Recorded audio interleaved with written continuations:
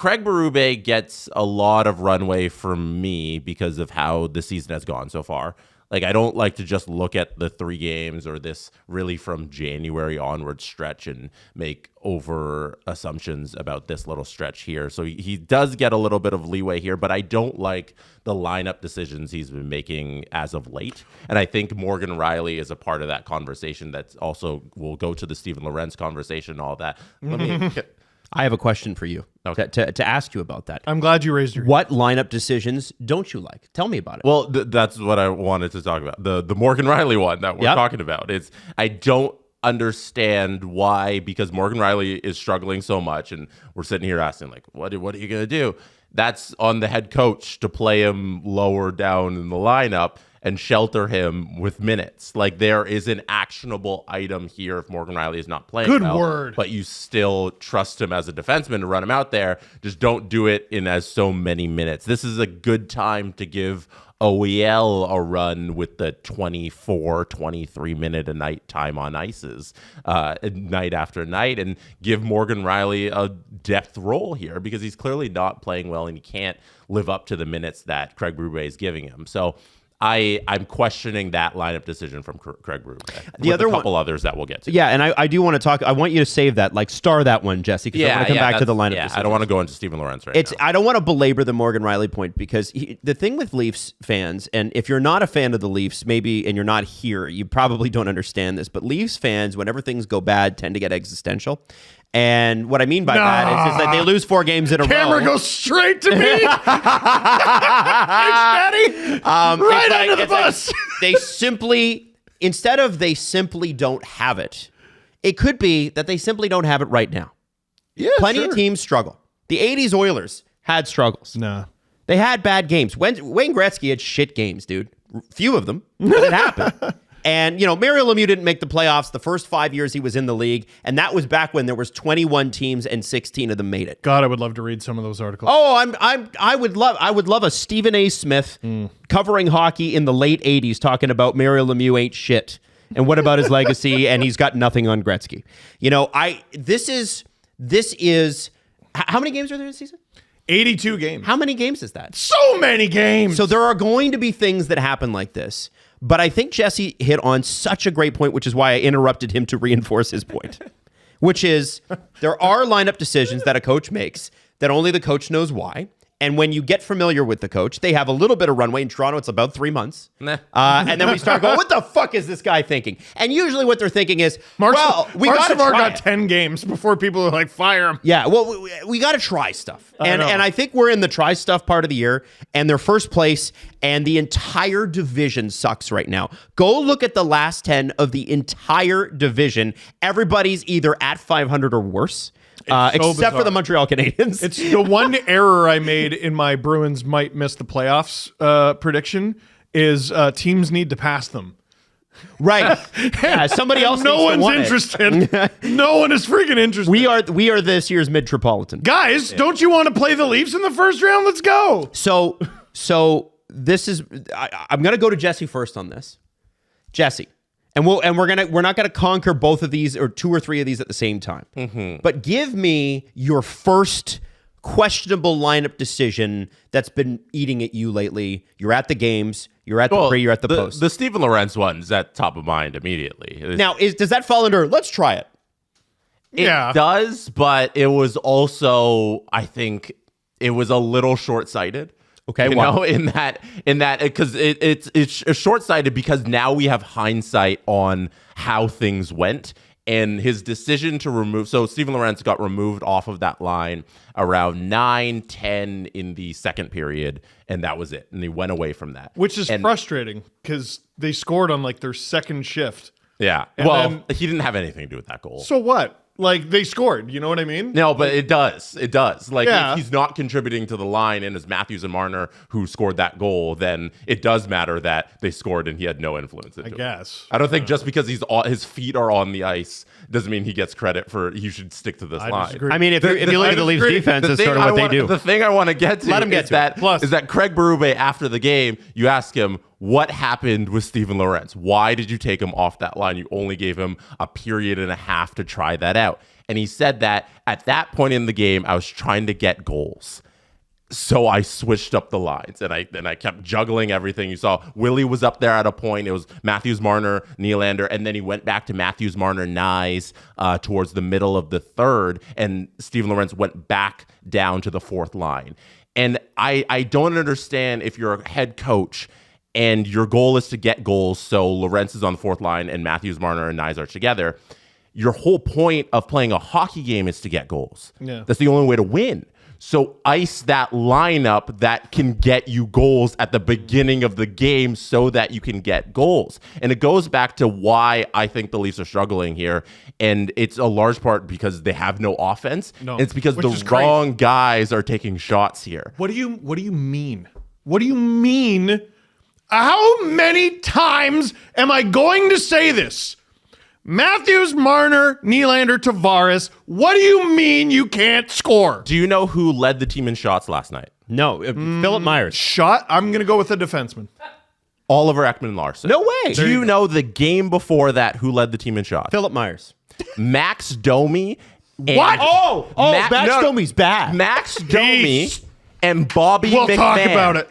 He should never shoot again. Keep That's going, why they Jesse. lost. Keep going, Jesse. Keep going. Max Domi and Bobby McMahon with three. Against the Canucks? They shared the lead for shots. Against the Canucks? Against the Canucks. Hey, Adam, Max Domi led the Leafs in shots and they got shut out. Do you know Shut your the face. Do you know the game least he's before trying. that?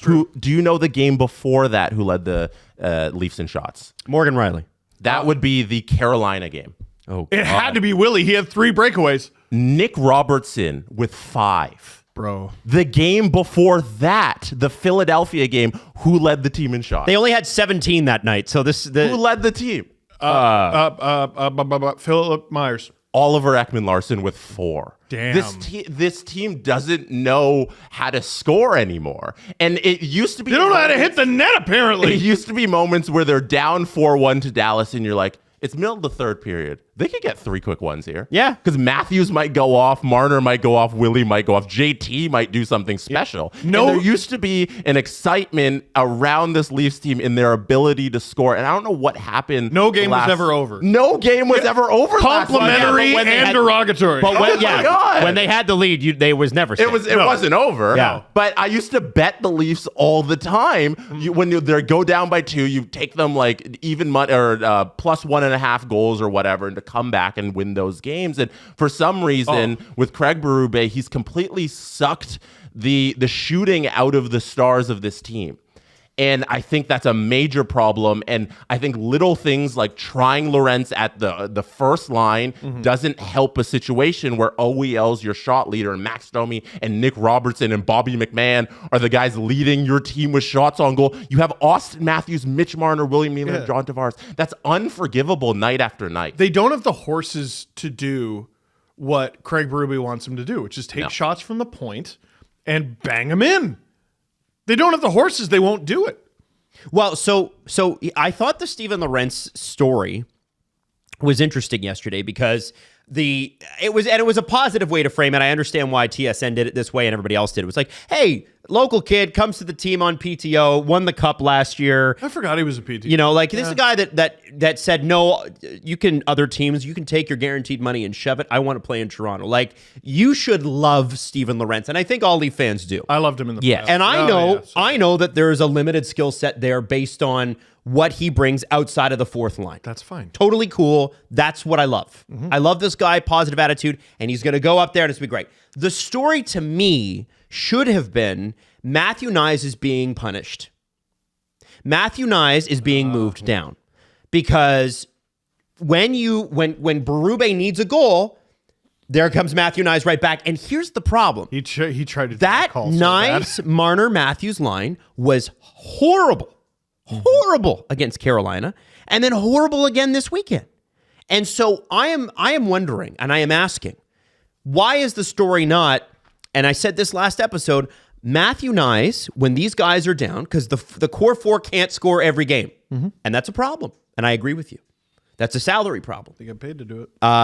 Matthew Nyes needs to be the guy that steps up. I know he's 22. Sorry, you're playing on the first line though, buddy. That is what it requires. When they punish, when they move him off that line, first off, he gets a pretty sweet assignment next to Tavares and Nylander. Second, the first sniff of trouble, they're like, you know what, put it back. And it comes back to, and I'll finish in a second. Remember they did the line blender thing against Carolina? Do you remember that? And like you have like Pacioretty playing up with, it was all over the place. And the thing about the line blender thing is that if you go back to the exact same lines the next game, that's not punishment. Right. That's not accountability. That's the problem. That's being out of ideas. And I also think that's the Stars dictating, well, actually, no, this is who I'm going to play with. Because if we're going to be honest here, guys, Matthews and Marner want to play together. They were the only ones who scored last night. Really. They were the only one. But proceeded then what'd you do with the rest of the game? Exactly. Proceeded to do nothing afterwards. You have the wrong guy. Like, you're focusing on, I think I said this last time, you're focusing on Matthew Nyes, but the guy is Mitch Marner. The guy is splitting up Matthews and Marner and then throw Nyes wherever you want with whichever pair. But that's the key to that first line, because what's the common denominator here? They've moved Matthew Nyes a million times. If he can't get it going wherever, it's not Matthew Nyes' fault. It's the fact that he keeps running out Matthews and Marner together. Mitch Marner was a Hart Trophy candidate without Austin Matthews in the lineup because he was on his own. I think still, if I'm voting for the Hart Trophy, he probably ends up somewhere in that top 5. Yep. He's if the season were to end today, which it's not, he's getting votes. Why are they playing together? I don't know. Dude, if they can't score, then what is it? Let's continue the conversation. Attaboy there, Mark. Attaboy there, Mr. Messier.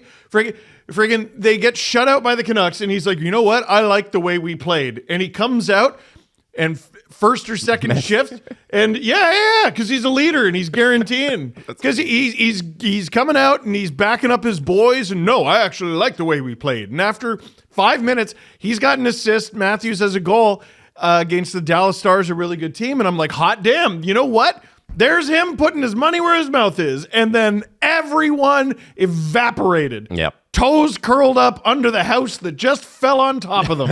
Where the hell did they get? You can't do that. No. You can't be like, you know what? I actually liked our game in a game where we got shut out and then follow it up by losing 4-1 on home ice. No. You stink. Like, what are you talking about? What are you talking about? That's terrible. Mm-hmm. This team, when they're off, they're not fun to watch. They're not. When they're off, they're not fun to watch. Like, they lose ugly. The lineup decisions I'm thinking of to make the team better are so pissant, piddly, like, who gives a shit? When you think about the titans of Matthews, Marner, Willie has to get going for the love of God, and Tavares has cooled off a bit. I'm thinking about piddly shit like take Ryan Reeves out of the lineup because he looks like he doesn't even like hitting anymore. And legitimately, I think Fraser Minten at this point in his career is probably a better NHL center than Max Domi. I'm not taking Domi out of the lineup. I'd like to see him on the same line, honestly. Well, so here's what I think is interesting. They pointed out during the broadcast yesterday that that Lorentz got that shot and Domi didn't. And I think there's probably 2 reasons for that. One, Lorentz is a winger and they need a third line center. They don't have one, right? Yeah. And number 2 is I don't think they've seen out of Domi what they need to see to put him there. No. And but here's the thing: good. when he played with Matthews last year with Bertuzzi, which I will forever ride on, those guys were dynamite. Here's the difference, though. Like, some guys can play every position. I don't think Max can, and that's okay. Yeah, they at $3 million. No, I know. $3.5. The difference here, he was on Matthews' right. Mm-hmm. I liked him on Matthews' right. I think Max Domi is a right winger. Far and away, his best games as a Leaf have been as a right winger. Second best is center, and that's a far way behind second best. Third best is left wing. I don't think he's useful there. So I wouldn't put him in that spot, not just because he hasn't earned it, but that's the opposite wing I think he's good on. Now, so I agree with you on all that. I have to ask, we talk about holding Morgan Rielly accountable. You need Matthews and Marner to lead the charge. You need Tavares and Nylander to lead the charge. Okay? At what point, again, do we spread those guys around 3 lines, or do they just not have the depth? Like, they need to make a trade for a third line center. We said that coming out of camp. Even before camp, it was like, they need a third line center. They need to make a trade for a few things. If you get I know, but the most important is the third line center. So you need a finisher. You know, and everybody wants like Yanni Gord or something like that. To me, Brock Nelson is the answer. Has been always, because that guy can finish. I think they're going to get outbid. By Brock, for Brock Nelson. Unless they're willing to part with that first-round pick in 26, which I don't think they are. It's a bad idea. You don't trade first-round picks over a year ahead of time. Dubas did. Wow. Well, Adam. Yeah. Well, and listen. Generally, Shanny's out of contract. What does Shanny care? He might not be back. You risk giving up a lottery pick unless you protect it. 100%. And we've learned that as Leaf fans with the Phil Kessel trade. Yes. But the point I'm trying to make here is we got to figure something out with that situation. Oh, yeah. That third line, as nice as they play together, is a mid-season third line. That is not a playoffs third line. And you get that center in there who can give me a center who can give me 20 goals over the course of an 82-game season. That's all I need. There are plenty of those guys. Without giving up 40. Without giving up 40. Maybe with some size and who can win some key faceoffs. Yes. I like a Nick Bukestad. That'd be nice. That is bargain bin shopping, 6'4", can score 20 goals. Every time he gets on the ice. So this is my point. Like, let's solve that issue. And if there was ever a time, and CJ said this on Insider Trading yesterday on TSN, it looks like the Canucks are holding up the trade market because they're still not sure what they're going to do. I don't think the Leafs should wait. I agree with you. I think the time actually is pretty soon. You got to make a move, and I mean, I can't imagine that like maybe Utah feels like they still got a shot and they don't want to give up Bukestad, or Seattle feels like they still got a shot, they don't want to give up Gord, or the Islanders who are in last place, Lou Lamoriello's no, we won't score, but we'll make the playoffs somehow. And you're like, right, Jesse, Brock Nelson will probably be too expensive for them. Unless, they lean Steve's idea and just sell the farm. Because that's what Steve wants. Sell the farm?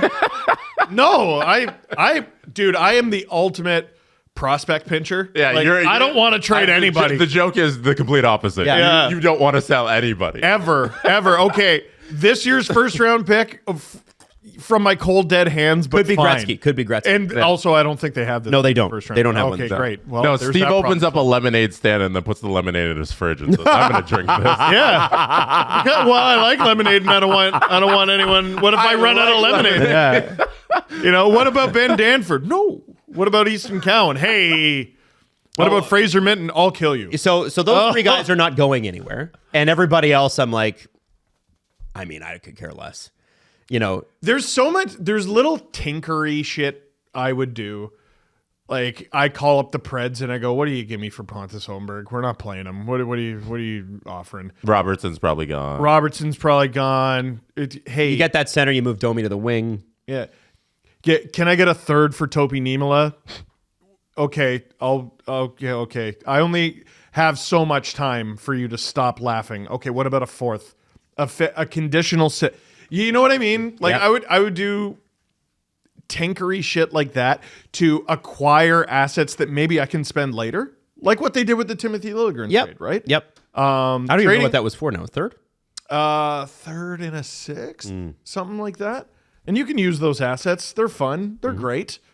They're trade deadline coupons. But it doesn't solve the issue of your big guys don't score. Yep. And your top defenseman is your maybe third best defenseman. Wow. Timothy Liljegren, by the way, 3 points since December 21st. But they made a huge mistake letting him go.